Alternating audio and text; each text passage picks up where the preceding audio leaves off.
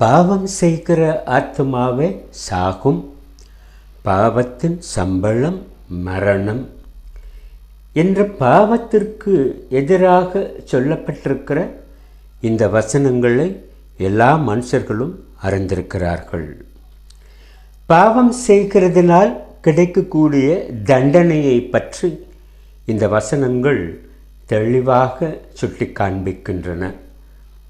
ஆனாலும் மனுஷர்கள் ஒரு காரியத்தை கேட்கிறார்கள். பாவம் செய்கிறதினால் இன்ன தண்டனை கிடைக்கும் என்று இந்த வசனங்களிலே சொல்லப்பட்டிருக்கிறது சரிதான். எது பாவம் என்பதை நான் எப்படி தெரிந்து கொள்வது? ஆகையினால இந்த செய்தியில் பரிசுத்த வேதாகமத்தில் பாவத்தை குறித்து சொல்லப்பட்டிருக்கிற 7 குறிப்புகளில் முதலாவது குறிப்பை இந்த செய்தியில் நாம் சிந்தித்து நம்முடைய ஆவிக்குரிய ஜீவியத்திற்கு அவைகளை பிரயோஜனப்படுத்தி கொள்ள கர்த்தருடைய சமூகத்தில் நம்மை தாழ்த்தலாமா? பிரியமானவர்களே, அப்போஸ்தலனாகிய யோவான் எழுதின முதலாவது நிருபம் 3வது அதிகாரம் 4ஆம் வசனம். பாவம் செய்கிற எவனும் நியாயப்பிரமாணத்தை மீறுகிறான். நியாயப்பிரமாணத்தை மீறுகிறதே பாவம்.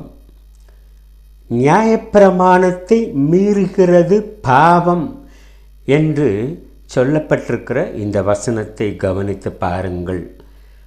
பழைய ஏற்பாட்டு காலத்தில் நியாயப்பிரமாணம் கொடுக்கப்பட்டது. மனுஷர்களால் இந்த நியாயப்பிரமாணத்தை நிறைவேற்றக்கூடாமற் போயிற்று. இந்த நியாயப்பிரமாணம் மனுஷர்களை பாவி என்று குற்றப்படுத்தினதை தவிர அந்த பாவத்திலிருந்து அவர்களுக்கு விடுதலை பெறும்படியான வழியை அவர்களுக்கு காண்பிக்க முடியவில்லை. ஆகையினாலே புதிய ஏற்பாட்டு சத்தியத்தில் கிருபையின் காலத்தில் வாழ்ந்து கொண்டிருக்கிற நமக்கும் இந்த நியாயப்பிரமாணத்திற்கும் என்ன சம்பந்தம் என்று சில மனுஷர்கள் கேட்கிறார்கள், சில விசுவாசிகளும் கேட்கிறார்கள். இன்னும் சில விசுவாசிகள் நியாயப்பிரமாணத்தை நான் நிறைவேற்றுகிறவனாகவே நான் கர்த்தருக்கு பிரியமுள்ள ஜீவியம் செய்கிறேன் என்று தங்களுடைய சுய நீதியை மேன்மைப்படுத்துகிறவர்களாகவும் இருக்கிறார்கள். அப்படி என்றால் அவர்கள் சொல்லுகிற காரியம் என்ன? விபச்சாரம் செய்யாதிருப்பாயாக, கொலை செய்யாதிருப்பாயாக, களவு செய்யாதிருப்பாயாக, இச்சியாதிருப்பாயாக, பொய் சொல்லாதிருப்பாயாக, இந்த காரியங்களெல்லாம் நியாயப்பிரமாணத்திலே சொல்லப்பட்டிருக்கிறது. இவைகளை இந்நாள் வரையிலும் என் வாழ்க்கையில் நான் ஒரு நாள் கூட செய்ததில்லை என்று சொல்லுகிறவர்களாக நாம் இருக்கலாம். அப்படி என்றால் இன்னும் நாம் சற்று நிதானித்து நம்மை நாமே ஆராய்ந்து பார்க்க வேண்டிய வசனங்கள் பரிசுத்த வேதாகமத்தில் உள்ளது. அப்போஸ்தலனாகிய பவுல் ரோமருக்கு எழுதின நிருபம் 13ஆம் அதிகாரம் 9ஆம் வசனத்தில் என்ன சொல்கிறான் பாப்பமா? எப்படி என்றால், விபச்சாரம் செய்யாதிருப்பாயாக, கொலை செய்யாதிருப்பாயாக, களவு செய்யாதிருப்பாயாக, பொய்சாட்சி சொல்லாதிருப்பாயாக, இச்சியாதிருப்பாயாக என்கிற இந்த கற்பனைகளும், நியாயப்பிரமாணத்திலே சொல்லப்பட்டிருக்கிற இந்த கற்பனைகளும், இவைகளுக்கு ஒத்த வேறு எந்த கற்பனையும் உன்னிடத்தில் நீ அன்பு கூறுவது போல பிறனிடத்திலும் அன்பு கூறுவாயாக என்று ஒரே வார்த்தையிலே தொகையில் அடங்கியிருக்கிறது என்று சொல்லுகிறான் பாருங்கள். அப்படி என்றால் நியாயப்பிரமாணத்தில் சொல்லப்பட்டிருக்கிற எல்லாவற்றையும் நான் நிறைவேற்றுகிறவனாக இருக்கிறேன் என்று நம்மை குறித்து நாம் மேன்மை பாராட்டுகிறவர்களாக ஒருவேளை இருப்போம் என்றால், உன்னிடத்தில் நீ அன்பு கூறுவதைப் போல பிறனிடத்திலும் அன்பு கூறுவாயாக என்கிற இந்த ஒரு வார்த்தையை மீறினால் நியாயப்பிரமாணம் முழுவதையும் மீறினவர்களாக, விபச்சாரம் செய்கிறவர்களாக, கொலை செய்கிறவர்களாக, களவு செய்கிறவர்களாக, பொய்சாட்சி சொல்லுகிறவர்களாக, இச்சிக்கிறவர்களாக நாம் இருக்கிறோம் என்பதை இந்த வசனம் எச்சரித்து காட்டுகிறது. பிரியமானவர்களே, கர்த்தராகிய இயேசு கிறிஸ்துவும் தன்னுடைய உபதேசத்தில் அதை சொல்லுகிறார். ஒரு நியாயஸ்திரி இயேசு கிறிஸ்துவனிடத்தில் வந்து நியாயப்பிரமாணத்தில் கடைப்பிடிக்க வேண்டிய பிரதான கற்பனைகள் எவைகள் என்று கேட்கிறான். அப்பொழுது அவனுக்கு இயேசு கிறிஸ்து மறு உத்தரவு சொல்லுகிறார். மத்தேயு எழுதின சுவிசேஷம் 22ஆம் அதிகாரம் 37, 38 வசனங்களை பாருங்கள்.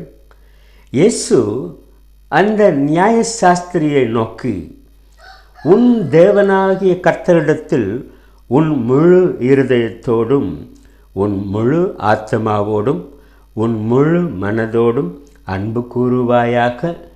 இது முதலாம் பிரதான கற்பனை என்று சொல்லிவிட்டு அதற்கடுத்த 2 வசனங்களில் மத்தேயு 22, 39, 40 வசனங்களில் அவர் என்ன சொல்லுகிறார் தெரியுமா? இதற்கு ஒப்பாயிருக்கிற, எதற்கு? அவர் சொன்ன முதலாம் கற்பனைக்கு ஒப்பாயிருக்கிற 2ஆம் கற்பனை என்னவென்றால், உன்னிடத்தில் நீ அன்பு கூறுவது போல பிறனிடத்திலும் அன்பு கூறுவாயாக என்பதே 2ஆம் கற்பனை. இவ்விரண்டு கற்பனைகளிலும் நியாயப்பிரமாணம் முழுமையும் தீர்க்க தரிசனங்களும் அடங்கியிருக்கிறது என்றார்.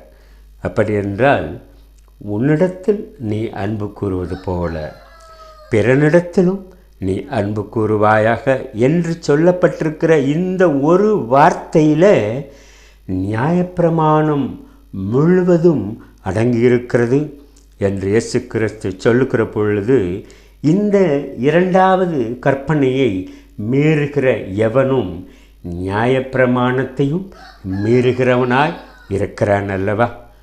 பிரியமானவர்களே, ஆகையினாலே நம்மை நாமே சோதித்தறிந்து நம்முடைய சுய நீதியை சற்று தள்ளி வைத்துவிட்டு கர்த்தருக்கு முன்பதாக வெளியரங்கமாய் நாம் நின்று கொண்டிருக்கிறோம் என்பதை உணர்ந்து, நியாயப்பிரமாணத்தை மீறுகிறதே பாவம் என்று சொல்லப்பட்டிருக்கிற பழைய ஏற்பாட்டு கட்டளையை விட புதிய ஏற்பாட்டிலே கர்த்தர் நமக்கு சொல்லியிருக்கிற கற்பனைகளை நிறைவேற்றுவதே மிகவும் முக்கியம் என்பதை அறிந்து கொண்டு கர்த்தருக்கு பிரியமாய் ஜீவிக்க அவருடைய சமூகத்தில் நம்மை தாழ்த்தி ஒப்பு கொடுக்கலாமா? மெய்யான தேவகுமாரன் இயேசு கிறிஸ்துவின் நாமம் மகிமைப்படுவதாக. ஆமென்.